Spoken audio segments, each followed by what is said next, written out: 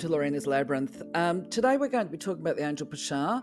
Before we go into it, of course, I'd like to introduce myself. I'm Anna. I am the business owner of Lorena's Labyrinth. If you're a new member, you may not know this. If you're returning, you will. The content that I put up is designed to be helpful and beneficial for you as part of empowering you, as part of your own personal and spiritual development, shall we say, and to help connect you to your eternal self creator, by whatever name you want to call the creator. Now, just a reminder that when angels present, they don't necessarily present with great big feathery wings like this. Some people never see them, even if they've got clairvoyant gifts. And if they do, sometimes angels will present just as light beings, because that's what we all are. At the end of the day, we've all got a spirit. Humans have got a body, angels don't. So angels are beings of light, is another term for them. You know, just a tidbit I might throw in here is that as we're talking about angels having a light body, and so do humans, the difference really is that the angelic light body vibrates extremely fast. So it has a lot of light come through it, as in, look, I've got actually other videos on this, but there is a lot of light involved with it. And for the human aura, we actually vibrate at a lower level. Even our light bodies are quite low, but we can actually work on, certainly for specific purposes, taking our light energy higher and kind of meeting with the angels in a middle ground, because the angels have the capacity to lower their vibration and come down, if you like, vibration wise, so that we can connect directly with each other. So hopefully that gives you a little bit of insight there. If you've got some questions, ask me about it, and I'll touch base on the yarning video. I'll let you know when I respond to them. For today now, though, of course, we're talking about Angel Paschar, and he is referred to as the angel of vision. And I just want to outline right from the get-go, I've got a puppy today, and it's proved a bit of a challenge with the recording of the slides. And either way, I did the welcome part to this video before I started the actual recording, but as I've gone through, I've been a bit challenged with him being a little bit demanding because he is a baby. So I'm re-recording this. So just giving you some advance warning, there are some disruptions and there might be some inconsistency with the audio levels, and I apologize for that in advance. And thank you for your patience, because the bottom line is this little baby can't go for a walk until I get him vaccinated, which is happening this afternoon. So anyway, such is life. I shall crack on. Now, if you've watched one of my previous videos on the angelic kingdom and the hierarchy, you'll actually probably already know this information, but I'm going to revisit it anyway. So when it comes to Paschar, he is one of what we call the first order heart angels, and we can distinguish them if they present to us, and we've got the clairvoyant skills, because they actually present with their arms extended out towards us, okay, you know, seeking that angelic embrace, shall we say. Their aura is not as large as the archangel auras, but when they do present, they tend to emanate this shimmering, glittery pink and green light, and their faces will glow brightly as part of the emanations from the heart chakra. Now, their mission and primary task is to receive the visions sent out by the creator, the divine vision, the divine idea, and then they take that and then they project it outwards towards humans. You will know this in as far as, you know, you might be sitting there and thinking, oh, I've got a grand idea. Okay, that's the divine inspiration, that's the divine idea. So that's you picking up on them projecting this vision outwards, and they interact with humans in ways that helps to retain individually while working within a team, and being able to feel connected with the wider brother and sisterhood, shall we say, because realistically, quite often on the earth planet, and I think we tend to see this more within the Western environment, we seem to act as individuals and we're focused on the health and well-being of ourselves instead of the collective and the pack. So what we see with the first order heart angels is them encouraging us to not only care for ourselves, but to care for the collective. And underpinning the desire of all of these angels that work on the first order heart is this desire to protect, to care and love each of us that are walking the path, and to encourage that we grow this and manifest this ourselves, and that we carry this deep sense of gratitude in our hearts for the blessings that we receive. Now, if you're the kind of person that is able to see the big picture, like stuff happens, you think, oh, that's not good, but you can see the big picture and you can see that actually it's going to have spin-off benefits down the track or whatever, then you're most likely working with the first order heart angels. The other thing too, to make mention here, and I've worked with people like this, okay? The people that are very working with first order heart angels, they tend to have this really soft gentleness about them, and it definitely does make them irresistible to others. They can, just being in their presence makes you feel safe and secure, non-judged or unjudged. And because I've worked in some of the human service fields, I can say that, obviously there is some very traumatized, potentially volatile people, but those people that work with the first order heart angels, they just have this gentleness about them that is very calming and soothing to these people that are volatile. So just a little tip for you there. So I'm going to explain Paschar's role here within this team environment, if you like, but then I'll break it down so that it's clearer for you, or hopefully it's clearer for you. But by all means, please do put your comments up and ask questions. If I can answer them, I will. If not, I'll say, you know what, maybe I need to meditate and reflect on this, or maybe we all do. Okay, so bottom line is Paschar's specific role includes two very important tasks, and the first one is being able to guard the vision between worlds, and that is the conscious versus the subconscious, the awareness and illusion. And the other part is to receive the vision of the creator, the divine idea that I was talking about, and to project it outwards to willing recipients such as yourself for manifestation. Now, when you've received the divine idea, he will then hold the space for the vision to be manifested and adapted to your own circumstances and environment in the ways that you wish to manifest it. So, for example, if you think about this, I just gave you the example of somebody goes, bing, I've got a good idea, and they feel inspired to take an action, right?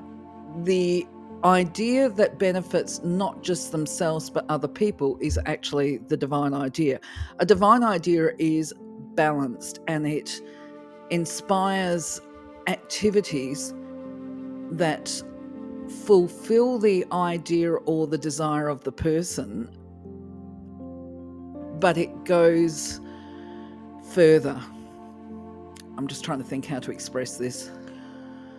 Actually, I should make the point that a divine idea gets sent out en masse, okay? So this is why quite often you will see people come up with the same idea, turn around saying, oh, I had an idea, I was thinking about doing that myself. And somebody else goes, yes, I was going to do that too, but I never got around to it. But somebody else has the idea and they run with it, okay? So this is the divine idea being thrown out there for somebody to pick it up and run with it. But the approach is personal. Okay, how can I explain this? All right. A prime example, because we see a lot of this happening these days, is where a number of people are coming up with the ideas of creating oracle decks, perhaps, or affirmation decks, and each person grabs hold of that idea. But when they manifest it, okay, that is when they create the oracle deck, those decks are not all the same. They're all individualized, they're all personalized, on what that person feels is the best approach for each image, for example. Yes, of course, these oracle decks are going to compete on the marketplace, once they're a finished product. But the reality is there's no competition in divine idea, and that there is enough room for a divine idea to manifest with different people, because people are all individual and different in the same way that the creators are all individual and different, and people will gravitate to the product that best suits their needs. Think on that. So when we talk about Paschar's role, which includes obviously the guarding of the conscious and the subconscious, this lies actually in the divine plan. The divine plan, of course, remains behind what many of us will call a veil until we become open or self-aware enough to actually see it and access it. But the point being that the divine plan is something that we agreed to before our physical birth, and that includes the timing for when the divine idea will be manifest. Now, I just want to throw in here too that when we talk about divine timing, it's not necessarily a case that somebody sitting there with a calendar schedule saying, well, in April 2025, this is going to happen. No, divine timing is about the perfect space, when you're in the perfect space, the perfect mind to be able to activate when you've reached a certain level, shall we say, of mastery of emotions and being able to focus energy and that kind of thing. That becomes the perfect time for a manifestation, a divinely inspired one. Just my thoughts. Obviously, your feedback is welcome. So anyway, getting back to this, the divine idea is activated at some point across the life path, and that divine idea is, of course, inspiration, as I just mentioned. Now, it will remain dormant until all the conditions are perfect for this idea to manifest, and it really is a case of swings and roundabouts. Because the divine idea, once we have that inspiration, it helps us to understand our divine plan and our path, and even our life path if we do reflection. But the divine plan is also what helps us to be open to and attuned to the divine idea, because as we connect to our higher self aspect, the divine ideas tend to flow, and we open our vision. We have that greater awareness, if you like. We expand our awareness and our understanding of our life purpose. So, as said before, there are two forms that divine vision can take. And the first one we're going to focus on, because we've already started on it, is the business of the vision for manifestation purposes. And this is the idea of, I like this is actually really poor English as my first language, but whatever, let's carry on. This is the idea of visualizing the idea or the image of what it is that you desire to manifest. So if, for example, a person is seeking to manifest specific items, like we see, this kind of information's been all over the media for many years now, since I think the publication of the book The Secret, and the associations with spiritual law and that kind of thing, that you can have anything you want, all you've got to do is visualize it. You've just got to create a vision board. Well, a vision board is actually effective for this kind of thing if you're trying to manifest a specific item, and this is because by having the vision board, it prompts the focus of attention and energy towards keeping that manifestation active, drawing it, the magnetic attraction of the object that you're trying to manifest. Was that really poor? I'm not sure if I made myself clear. Okay, so beyond the ideas of, I really want to have a car, I need a car, or I need a relationship, and I want to draw my perfect partner to me, I'm going to visualize my perfect partner. These are the kind of things that people do. Well, beyond that, if you're trying to attract something to you, there is also the vision which is associated with mission. And this is life purpose. And this is the humanitarian stuff. And this is about having a goal and focusing on that goal. It still requires a vision, by the way, in the same way that you would try and manifest a car or whatever. To keep the energy high and focused, we need to have some kind of prompt. And even things like charity, as an example, we can visualize that we want to do good for people. Like many years ago, I actually had a dream that I would do X and Y. But anyway, I've moved away from that so long ago now. But I remember that at some point in time, I let that vision go. I don't think I was divinely inspired. I think that was actually me being personally and emotionally attached to an idea, as opposed to being divinely inspired.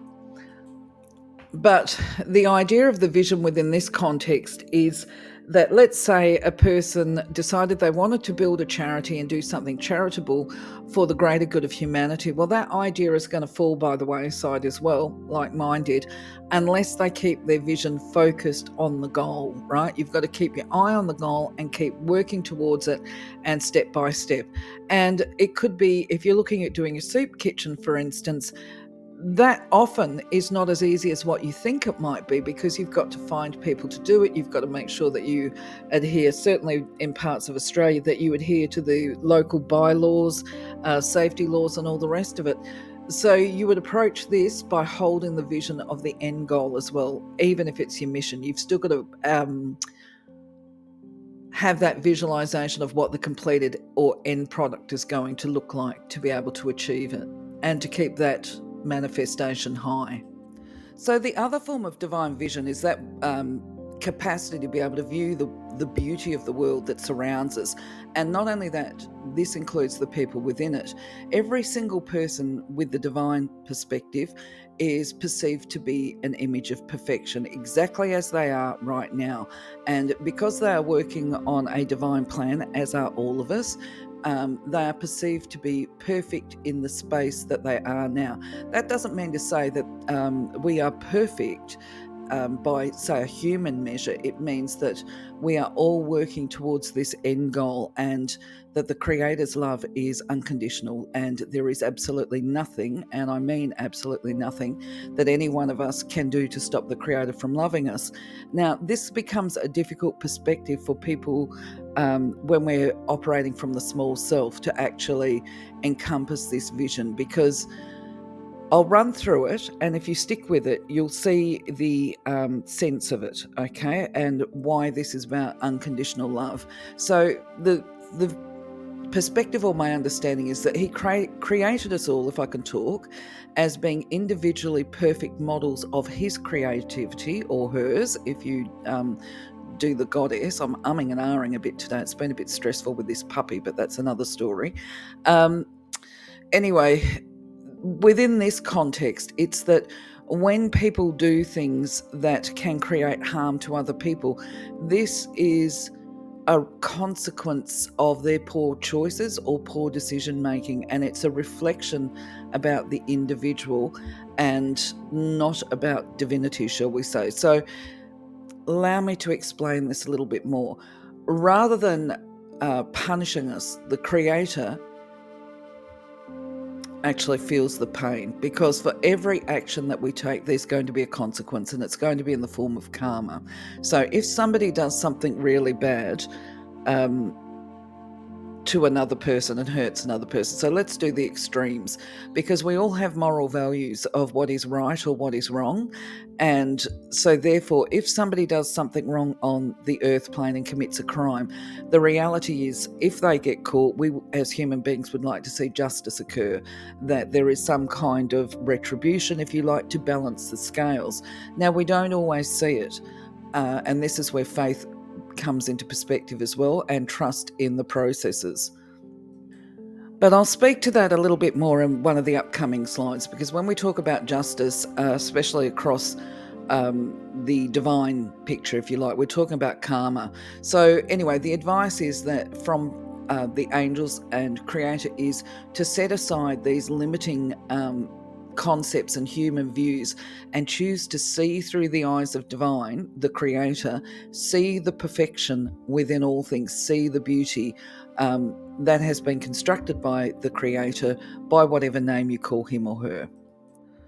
So where the divine perspective is expansive and loving and can seize the perfection in all, we as humans, this is where we struggle, because when we're looking through the lens of the human experience, we're actually coming from this very limited perspective, which I've tried to demonstrate with this image here. We're looking through a small picture, which that's where the limitations come in, and we're coming from our small self when we judge as humans actions by others, because this is not our eternal spark, if you like. So I'll just read my notes here because it'll explain it more clearly.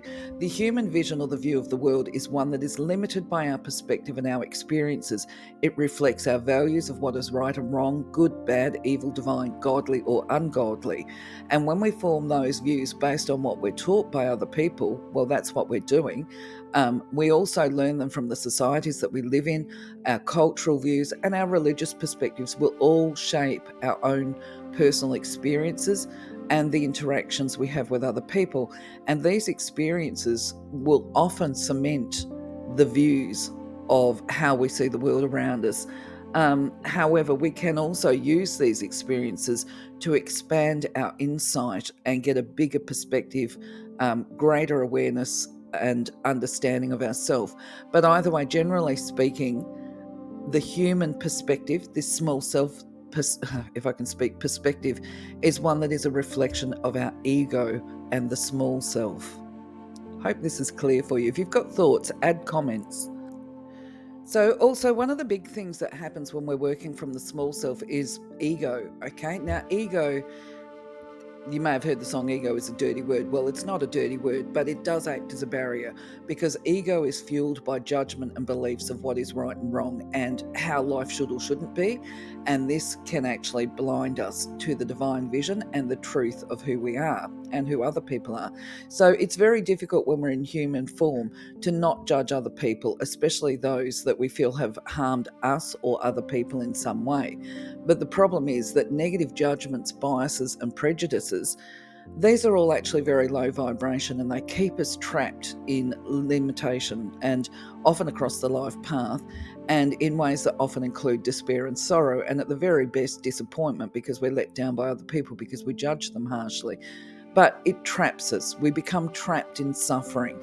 So the idea is that we make our judgments based on our limited understandings because we're not looking at the big picture. We personally are not privy to the divine plan of other individuals. So therefore, we're actually not really able to make these judgments about their actions, because we're not making informed decisions. You know what I mean? That can be hard to swallow. We'll get back to it in a little while. I'll explain it more in the further slides. This is why this is a long video today. Anyway, the ways that we can trap ourselves when judging others includes the projection of our views onto other people, and also when we try and force others to live in ways that we consider to be righteous, we're actually violating their free will, and we will incur karma for that as well. So I like the saying that's in the Christian Bible, and I'm no expert on any of the religious books, but when we grow up in a society such as mine, we actually are exposed to certain passages. But I like this one. And it says, "By the measure you judge, so you shall be judged." Something like that. And you will know this yourself. If you're truly honest with yourself, when you hear other people being negatively critical about third parties, as you hear them speaking, you will be looking at them and thinking, okay, most likely, depending on how far along your journey are, the first thing you'll be thinking is that a problem? Is what they're complaining about a genuine problem, or are these people whingers and complainers? And then if they are genuinely upset about this, what is that saying about them? Is their complaining reflecting their own insecurities? Or is it because they are looking at somebody with the same traits as them, that art of reflection, and not liking what they look at, and they're a hypocrite. Okay, it might be that as well. It's you sit there complaining about this person doing X and Y, but you actually do it 3 times as bad as them. So when we complain and pass judgment on others, we do draw attention to ourselves, and it may actually be unkind or magnify our personal flaws to the people around us. So I just want to give you a personal example of how this works, when we're talking about the reflection or even transfer and projection. And this is based on my mental health training, okay? This is what it looks like, and you will start to pick this up now it's been shown to you. You're going to see it, okay? And this is the very minimum of what's going to happen when people are complaining about others. There is a saying that for every finger pointing at you, there's 3 pointing at me. Now, I've put a lot of this content in the mental health videos as well. And basically, when a person points at somebody and says, "You are," what they're actually saying is, "I am," okay? Or "They are," you're going, it's the same thing. They're seeing it because it's within them. If it wasn't within them, they wouldn't have an issue. So that's going to be debatable. You can put your comments up. So basically, let me try and think of some examples here. I've written some, but I don't think they're really effective as I have this conversation with you now. So let's say a person is pointing their finger at one person and saying, "You know what, you're so egotistical," right? or you are so selfish, because we will all have heard words like that or statements like that at different times. But those three fingers pointing back is the case of people are pointing it out and they're saying you're egotistical and you're selfish because right now you aren't accommodating my needs and what I want. So automatically, this is those three fingers pointing back saying, I'm calling you this because I want. Okay, so this is about them. Or you're mean, right? You are mean. Same thing again. You aren't giving me what I want or what I feel that I need, and I am accommodate your needs. Then there's the other ones that I love, which is, you know what you need? You need to, no, no, no. If you needed to do it, you know that you would have done it, right? Because you would have felt driven to do it.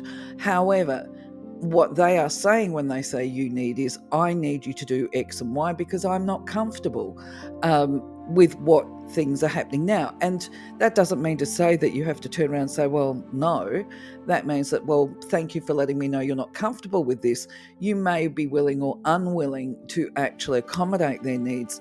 But anyway, where I'm going with this is about human perspective and understanding the limitations and restrictions that we as humans put upon others and ourselves.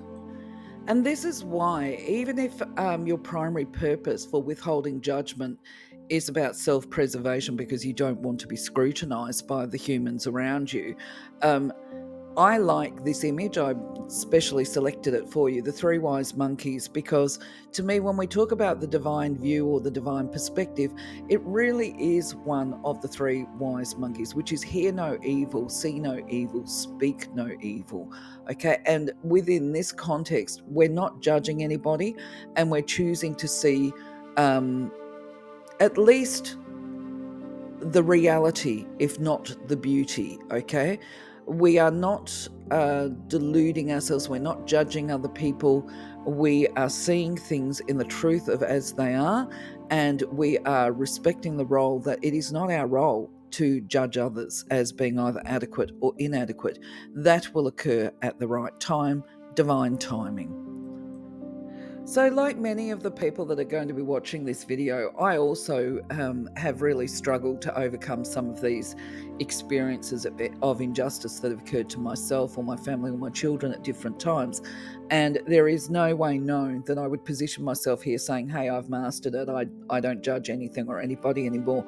That would be misleading and untrue because I am still working towards these goals. But what I can do is share with you that some of the tips and strategies that have helped me to at least find a certain level of peace within pain. Probably a good description, actually. I like that. Peace within pain. And it's largely because of my understanding of what I believe is the bigger picture. And this is why I say, to a certain extent, when it comes to finding the peace, it really is about putting things into perspective and having faith. Okay, so this is a difficult thing because a lot of people don't have faith these days. But these are my personal truths, and they might feel true to you as well. Okay, yes, sometimes people do horrible things to each other. Yes, it is painful to be on the receiving end. However, collectively, every single experience has contained a blessing for me, including the really super unpleasant ones. They will have taught me something to hold on to, something to let go of. These are at the very least. There is always, sometimes it's taken me a little while to find those blessings, I must add. Okay, my most painful experiences have been those where I have felt violated from a moral and ethical perspective, where there has been serious, from the human small self stuff, wrongdoing, violations of even human rights, either to myself or to family members. And some of the perpetrators of these violations have been family members. Some of them have been work colleagues. And I can actually tell you that I still struggle with some of them, but I had a realization, especially with one of the pains that I've been struggling to let go of. I did some numerology, and because I know this person's birthday, I actually was able to look at the birth chart and do all of that kind of stuff. And I thought, let it go, move on. It's not about me. This is about that person working on their divine path. And when you understand numerology and how that maps out, you can look at a person in a situation and where they're placed on their birth chart, and you can actually see the perfection within what's going on. It might be painful to be on the end of it, but at the same time, we all are growing and continuing to grow. And I do recall, and I don't know if it's true, this is the other part of why I have certain peace with it. As I say, so we all have personal truths. Some things we know, some things we're not sure of. Sometimes some things we think feel right. For me, it feels right. And with this, I'm talking about the third aspect to releasing judgment and understanding karma. And this is my understandings of the divine plan, is that at some level I have chosen to have certain experiences as part of my own soul growth, and that we all have a divine blueprint. And many years ago, I think, it might have been about year 2000, somebody had said to me that the people that deliver us the most painful lessons, these are the really big pivotal growth exercises for the life path. And these people that inflict this pain on us are usually part of our soul pack, and they have agreed to play out this role prior to our birth as well. That feels comfortable to me. Okay, I'm fine to accept that. And then there is the aspect of karma, and this feels right to me as well, and this gives me some peace. And I think this is probably the biggest healing tool for being able to view the world as perfect within a whole heap of human imperfection, all right, is that we all have free will, and absolutely none of us are devoid of karma. And the severity of the karma is not about a creator being unloving or unkind to us or even punishing us, but rather is the consequences of our free will and the choices we make. And that includes the people we might hurt along the way as well. We all have to pay the piper at some point in time. Now, I can't remember where I heard it or learned it, but it was explained to me that sometimes in life we don't get to see justice unfold, and sometimes this is the real bitter pill of life, is that knowing that people get away with doing bad stuff to good people, if we're doing the human judgment. Now, one of the reasons I was able to put this, or why I can, this is a little adage, if you like, or a little story. And this is where I say it's about belief, and it's what feels right to you. Now, what was put to me is somebody might do something bad on the earth plane, but the bottom line is, excuse my background noises, they do not escape the karma of future lives, because karma is unavoidable. Now, if a person does commit an earthly crime and they are jailed or they receive some form of justice in this lifetime, well, that bodes well for them for future lifetimes. So actually, we would like to see them not just jailed for or incarcerated as a consequence to their crimes to other people, but as also as part of balancing the scales of karma for their future lives.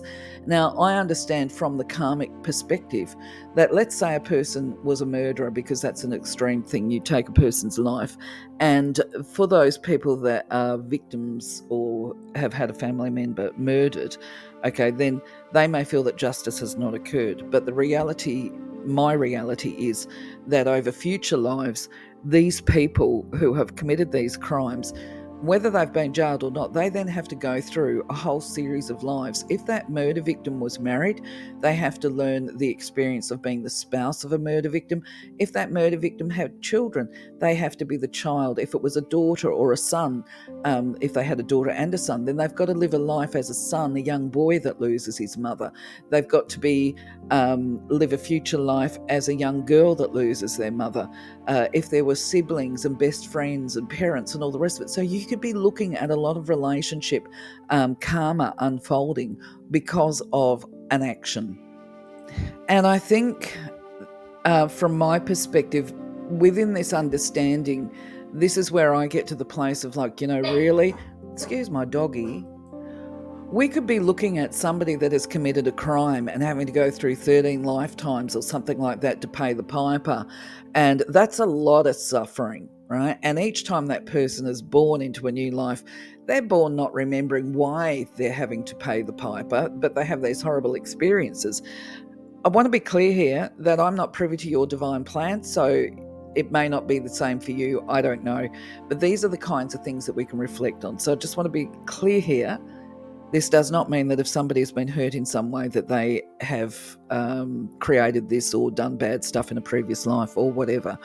But where I'm going with this is, once you understand, or within this belief that I've got, I can actually then now do the hold compassion for that person, even though they might be a bad human.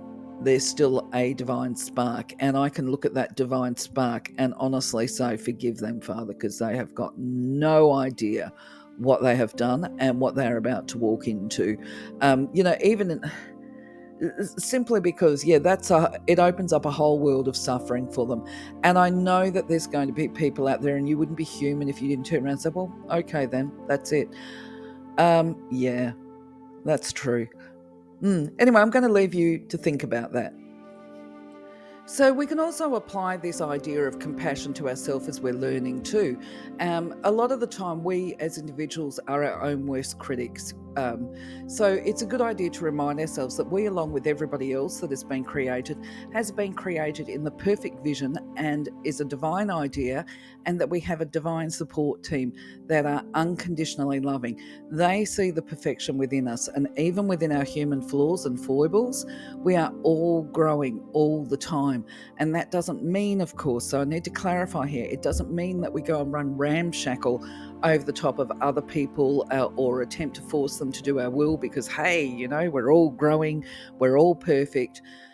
The reality is we are all beholden to the consequences of our actions. And if we did choose that pathway to disregard other people, then we will also incur karma based on the choices we make. So it behooves us to try to make good as quickly as possible when we make errors of judgment or when we make questionable decisions, and to forgive ourselves.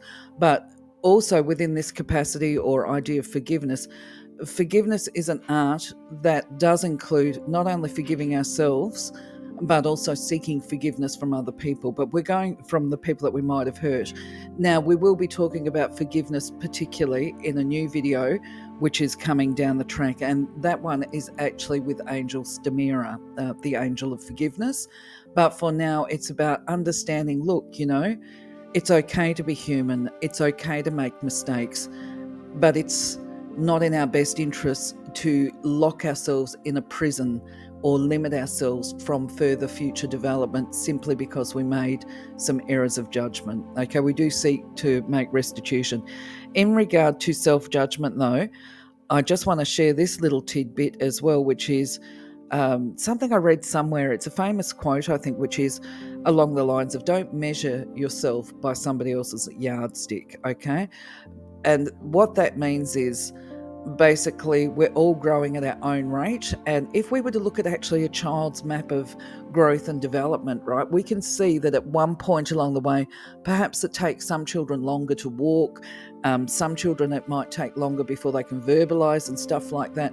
And this is the same for us as humans. Sometimes it takes us all a little longer to do things. Some people learn these soul experiences more quickly. But at the end of the day, guess what? We're all going to the same destiny, and we will all be going through to the light at some point. It's non-negotiable. That's part of life. So the other part that is absolutely undeniable and irrevocable is that our emotions and feelings are an essential component to the divine vision and to the manifestation process, and that we cannot fake emotions and feelings. They are what they are, and they will either support a healthy, happy, loving lifestyle aligned with the divine vision, or they will remove us from it. They will make our life harder. So to put this into perspective, you know yourself that when you're happy and grateful, you feel it in your heart. When you are working towards happiness and you're perhaps doing affirmations and all the rest of it, your mouth might be saying stuff and your thoughts might be catching yourself out as you catch yourself in unloving thoughts. But at that point in time, it's still a mind thing. It's not actually felt in the heart. The key is to get the heart to feel the passion, because when we feel this burning passion, it will speed up our aura and our personal vibration. And this means allowing more light into our aura. And not only that, when we speed up our energy, it is this high vibration energy. And when I talk about vibration, there's a couple of ways of looking at this too, but this is what sets off a series of butterfly chain events to become one with the divine plan if you've deviated from it, and where we activate the creator light within. So this is actually the guidance of Paschar, is to use your emotions and passion to fuel an activation of the creator light that lies within us. Now, this is not just about taking a photograph, okay, and putting it on a vision board and going, okay, I'm activating a vision. No, this is about creating the burning desire. And we can burn from the desire of the lower chakras, which is your base needs, which is for material gratification or for, dare I say the word, sexual or libido type gratification.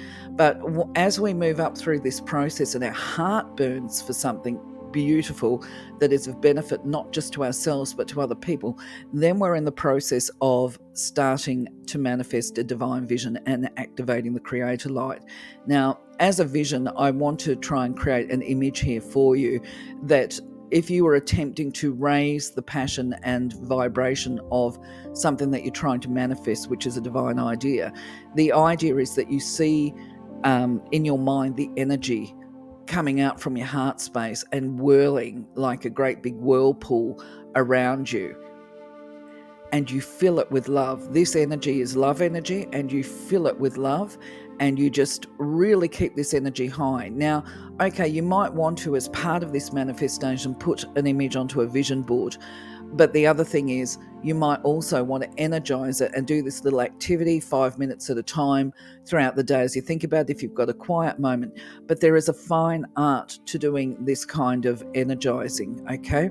And this is the real message of Paschar, is it is a matter of holding on and letting go, creating the vision and handing it over and allowing the divine support, the angels of the manifestation process, to keep working on this visualized image until the manifestation is completed and you've got the end product. Now, the idea too is to visualize the outcome, push love towards it, and push your energy, which is the heart energy, towards this vision. There's a bit more too. Now, I hope this is going to make sense when I go through this process, and I do welcome your comments and feedback and any ideas. I'm also going to refer to my notes again here, because this is, I think, very important that I put this information out there. But of course, I have to state it fairly clearly, so I'll do my best with it. Okay, so as with all things, there are polarities and dualities of life. So while emotions vibrate and they're absolutely vital to the manifestation process, they can also vibrate in destructive ways, which can sabotage the manifestation process, or even block it from manifesting completely. Now, this is why judgment is so important to release, okay? These are the emotional barriers that are based on our judgments, our old thinking patterns, and misplaced fears and doubts, right? They can actually stop this manifestation process in its tracks. So to try and put this into perspective in a way that you can understand, let's say that the divine support team are working to energize your manifestation, your goal, and then they direct somebody into your life that can help you to assist and implement and put this goal into action.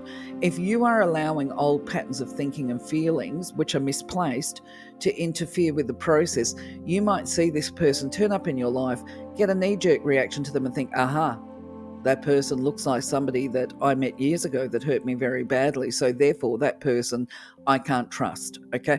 Now, that's got no relevance to the manifestation process. It's not what the person looks like. It's not what their mannerisms are as well, because sometimes it can happen with mannerisms as well.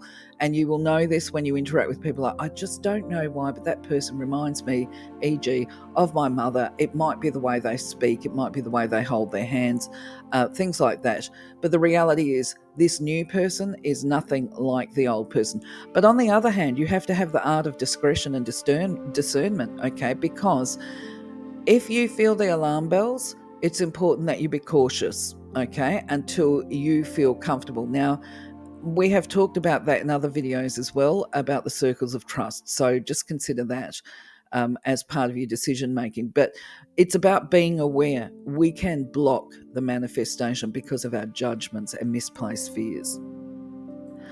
Another way that we can block the process is when we are being too controlling about it and trying to dictate how this is going to unfold. And this can be, well, I don't. Look, you usually see this occur when somebody is saying, I need X, but X has to come wrapped in such and such a parcel. Well, you either need X or you don't. Okay, the rest of it is want. And just to make the point that the desire to take control of a manifestation actually is a demonstration of a lack of faith and trust in the process.